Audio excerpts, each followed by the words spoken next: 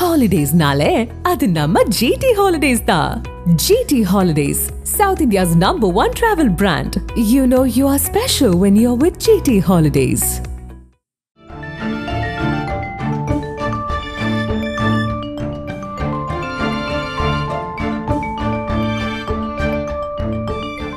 உங்கள் ஜீரண கோளாறுகளுக்கும் வயிற்றெரிச்சலுக்கும் சரியான ஒரு தீர்வு.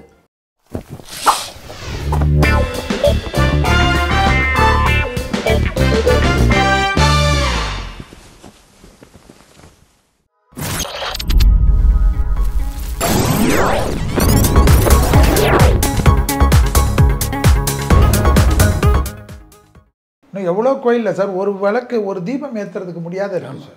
இதில் எதுக்கு அது மாதிரி நம்ம சொல்லி நிறைய இண்டஸ்ட்ரீஸ் இன்றைக்கி பண்ணுறாங்க. அவங்களோட வளர்ச்சியெல்லாம் பார்த்திங்கன்னா அப்படியே வளர்ந்து தான் போகுது. இந்த மனுஷனுடைய சாப்பாடு தான் சார் போதுன்னு சொல்ல முடியும். உண்மைதான். வேறு எவ்வளோ நீங்கள் கொடுத்தாலும் 1 லட்ச ரூபா கொடுத்தாலும் சித்ரா லட்சுமன் 2 லட்சம் கொடுக்கலாம், 1 லட்சம் தான் கொடுத்தாருன்னு. அதனால் நான் சொல்கிறது இதுதான். அதே போல் கோயிலில் வேலை செய்கிறவங்களுக்கு அர்ச்சகர் தட்டில் மட்டும் போடாதீங்கன்னு. அர்ச்சகர் தட்டிலையும் போடுங்க, அவங்களும் இதை நம்பி தான் இருக்காங்க. ஆனால் அங்கே ஸ்வீப்பராக இருக்கவங்க இவங்களாக இருக்கவங்களும் தேடி தேடி அவங்களுக்கு எதாவது கொடுங்க. ஏன்னா அவங்களாம் அந்த சம்பளம்லாம் கேட்டால் நமக்கு காதுலேருந்து ரத்தம் வரும். உண்மைதான். ரொம்ப கஷ்டம், ரொம்ப கஷ்டமாக. உனக்கு பர்த்டே இருக்குது இது இருக்குதுன்னா ஒரு 10 புடவை எடுத்துகிட்டு போய் கோயிலில் வேலை செய்கிற அந்த துப்புரவு பணியாளர்களுக்கு கொடுங்க. அந்த திருப்தி அந்த சந்தோஷம் தெய்வமே உனக்கு ஹெல்ப் பண்ணும். நீங்கள் நினைக்கிறீங்க அர்ச்சகராக இருந்தாலும் அவங்களுக்கு என்ன சார் சம்பளம் இன்றைக்கி? இதை நம்பி தானே சார் இருக்காங்க. அர்ச்சகர்களுக்கும் பெரிய சம்பளம் இதை நம்பி தானே சார் இருக்காங்க. யாராவது ஒருத்தர் 2 அர்ச்சகர் தான் சார் அவங்களுக்கு அந்த கிளைண்ட் மூலிமா ஓமம் இதெல்லாம் வளர்த்து அவங்க பெரிய லெவலில் இருக்கும். மற்றபடி அந்த சமுதாயம் வந்து நிறைய கஷ்டப்படுவாங்க சார். நிறைய கோயிலெல்லாம் சார் 4 பேர் வர்றாங்க. உங்களுக்கு தெரியுங்களா, அண்ணா நகரில் அவ்வளோ பெரிய கோயிலெலாம் இருக்குது. 30 பேர் வர்றாங்க பிரதோஷத்துக்கு. மொத்த கோயில் 30 பேர் 2 ரூபா போட்டால் 60 ரூபா வரும். என்ன சார் பண்ண முடியும்? சிவன் கோயிலில் பிரதோஷம் வரும், திங்கக்கிழமை கூட்டம் வரும், மற்ற நாள் என்ன கூட்டம் வரும்? பிரதோஷத்துக்கு 30 பேர்னா மற்ற நாள் எவ்வளோ என்ன வரும்? ஆனால் அவ்வளோ பெரிய கோயில் 4 கிரவுண்ட்லலாம் இருக்குது. ஒரு காலத்தில் அந்த கோயிலில் 4000 பேர் நான் பார்த்துருக்கேன். என்னென்னா மக்கள் மைக்ரேட் ஆகிறாங்க. ட்ரிப்ளிகனில் காமகலா காமேஸ்வரி கோயில்னு ஒன்று உண்டு, சங்கராச்சாரியாரால் உருவாக்கினது.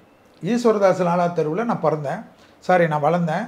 அந்த ஈஸ்வரதாஸ் லாலா தெரு பக்கத்தில் ராஜா அனுமந்த லாலா தெருவில் இருக்கக்கூடிய கோயில் தான் காமகலா காமேஸ்வரி கோயில். அந்த கோயிலெல்லாம் நீங்கள் வந்து தினம் 1000 பேர் 2000 பேர் இருப்பாங்க ஒரு காலத்தில். அதில் பிரதோஷம், திங்கக்கிழமை, சோமவார பூஜை, சோமவார அபிஷேகம்லாம் உங்களுக்கு உள்ளே நுழைய முடியாது. ஆனால் அந்த கோயிலெல்லாம் நீங்கள் பார்த்தீங்கன்னா 10 பேர் 20 பேர் தான் இருக்காங்க. ஏன்னா அந்த ஊரில் இருந்த பகுதி மக்கள் அந்த பகுதி இப்போ நாங்கள்லாம் கூட மாறிட்டோம். அதுபோல் எல்லாரும் மாறி மாறி மாறி போக போக கோயில் அப்படி தான் இருக்குது, மக்கள் உள்ளே இல்லை.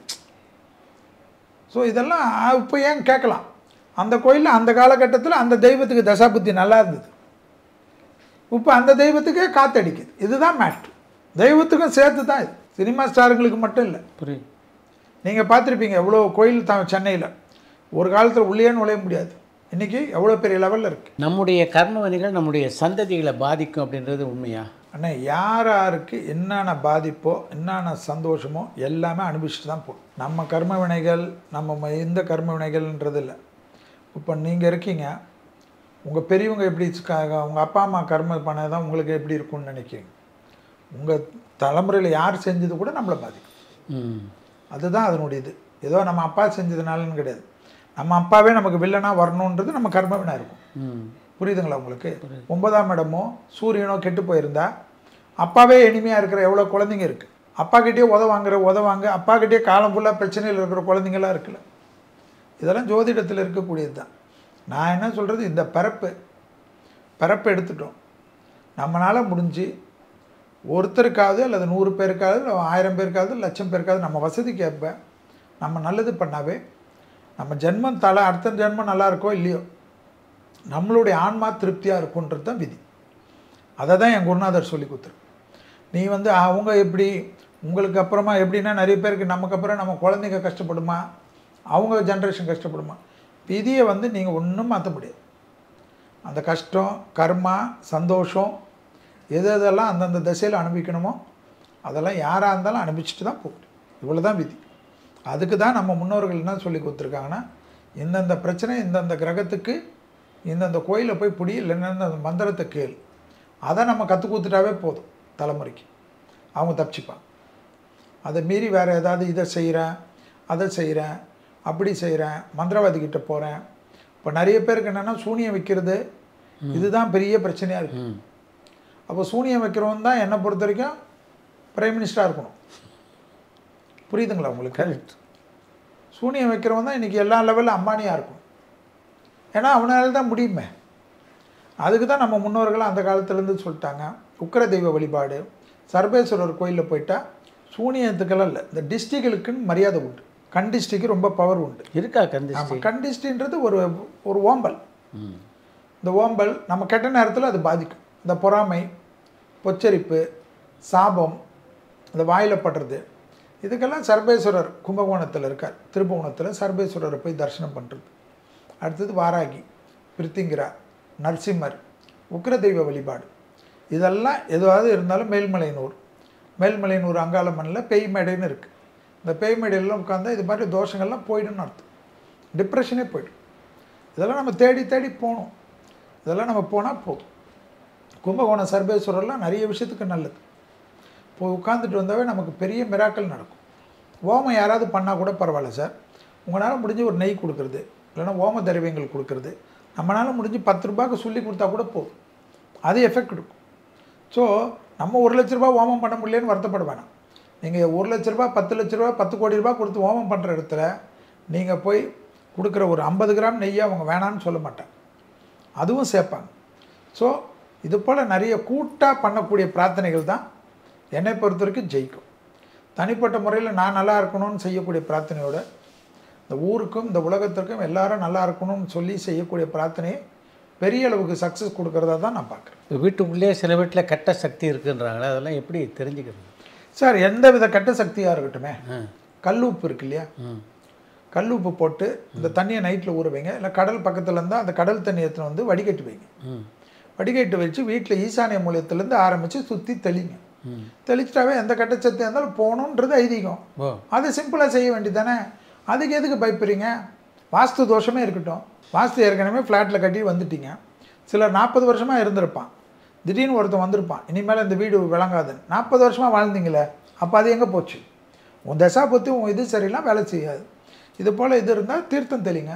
அந்த கடல் தீர்த்தத்துக்கு தான் எப்பேற்பட்ட தோஷமும் நிவர்த்தி பண்ணும். அதாவது ஆஸ்தி கரைக்கிறதுக்கு கூட கடலில் ஏன் சார் கொண்டு போகிறீங்க? எல்லாத்தையும் தாங்கி கொள்ளக்கூடியது கடல்.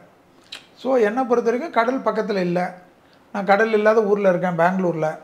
நான் என்ன பண்ணுறது செல்வின்னு கேட்குறீங்க. கல்லுப்பு போடு. கல்லுப்பு எதுலேருந்து வந்தது? கடல்லேருந்து வந்தது. நான் நைட்டு ஃபுல்லாக ஊறவை, மறுநாள் தெளி, வாரம் தெளிச்சிட்டுவான். 9 வாரம் நிறைய பாசிட்டிவ் எனர்ஜி வந்துடும். துளசி ஒன்று வளரு, பாசிட்டிவ் எனர்ஜி வரும். இதெல்லாம் சாதாரண விஷயம். சும்மா இருக்கிற வீட்டை இடிக்கிறது, இருக்கிற வீட்டை போடுறது, இதெல்லாம் வேணாம். சாதாரண கணபதி யந்திரம்னு 51 ரூபாயில் கிடைக்கும். மச்ச வாஸ்து யந்திரம்னு இன்னொன்று 51 ரூபாயில் கிடைக்கும். இல்லைனா இன்னும் வசதியாக டெவலப் பண்ணோன்னா 10,000 ரூபாயில் கிடைக்கும். ஒரு கணபதி யந்திரம், ஒரு மச்ச வாஸ்து யந்திரம். கணபதி யந்திரம் மேலே வச்சிரு, மச்ச வாஸ்து யந்திரம் கீழே வச்சிரு. மச்ச வாஸ்து யந்திரம்னு தெலுங்கில் தான் இருக்கும். அந்த மச்ச மீன் போட்டிருக்கிற யந்திரம் தான் மச்ச வாஸ்து. கணபதி யந்திரம் சாதாரண யந்திரம். உள்வாசலில் மாட்டிடு, டெய்லி ஊதுபத்தி காட்டு. உன் வீட்டுக்குள்ளே இருக்கிற எல்லாத்தையும் வாஸ்துவை நிவர்த்தி பண்ணுன்றது தான் இது ஐதீகம். இது சிம்பிள் தானே. 150 ரூபா தான், 200 ரூபா ஃப்ரேமு, 200 ரூபாய்க்குள்ளே போட்டு அந்த வாஸ்துவை தீர்த்துரு. வாஸ்து கோளாறு எல்லாத்தையும் தீர்த்துரும்ல, அதை செய்ய வேண்டியது தானே. சிம்பிள் தானே. எல்லா கடையிலையும் கிடைக்கும் கணபதி யந்திரமும் மச்ச வாஸ்து யந்திரமும். கிடைக்கலன்னா நீங்கள் யூடியூப்பில் இதில் தேடுங்க, நெட்டில் தேடினா கிடைக்க போகுது. வர வச்சுருங்க. ஆர்டினரி யந்திரம் அப்போ அவ்வளோ பவர்ஃபுல் கிடைக்கும். ஆனால் அதுக்கு டெய்லி ஊதுபத்தி காட்டுறது உங்கள் தலையெழுத்து. அதை நான் வந்து காட்ட முடியாது. அதை மட்டும் பண்ண சொல்லு.